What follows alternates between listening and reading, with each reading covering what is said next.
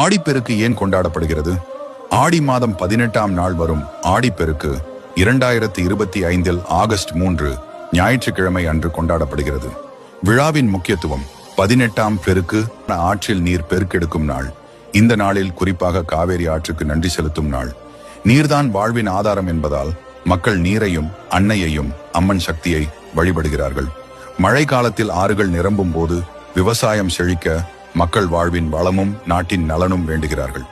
பெண்களின் பங்கு: பெண்கள் மிக முக்கிய பங்கு வகிக்கிறார்கள். அம்மன் வழிபாடு, திருமண வாழ்வின் வளம், குடும்ப நலன் அனைத்தும் இதில் அடங்கும். ஆடிப்பெருக்கு வழிபாடுகள்: 1. ஆற்றங்கரை பூஜை. பூக்கள், மஞ்சள் நீர், அரிசி, தேங்காய், விளக்குகள் கொண்டு நீருக்கு நிவேதனம். 2. தீர்த்த ஸ்நானம். புண்ணியத்திற்காக ஆற்றில் நீராடல். முளைப்பாரி நவதானியம். மண் குடங்களில் 9 தானியங்களை பெண்கள் முளைத்து ஊர்வலமாக எடுத்துச் சென்று பின்னர் ஆற்றில் விடுகிறார்கள். இது வளரும் வாழ்க்கைக்கான குறியீடு. 4. சுமங்கலி பூஜை.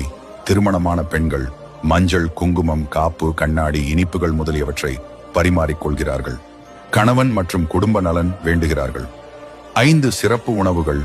எலுமிச்சை சாதம், புளியோதரை, தயிர் சாதம், தேங்காய் சாதம், சர்க்கரை பொங்கல் போன்ற கலவை சாதங்கள் தயாரித்து குடும்பத்தாருடன் ஆற்றங்கரையில் பகிர்ந்து உண்ணுகிறார்கள்.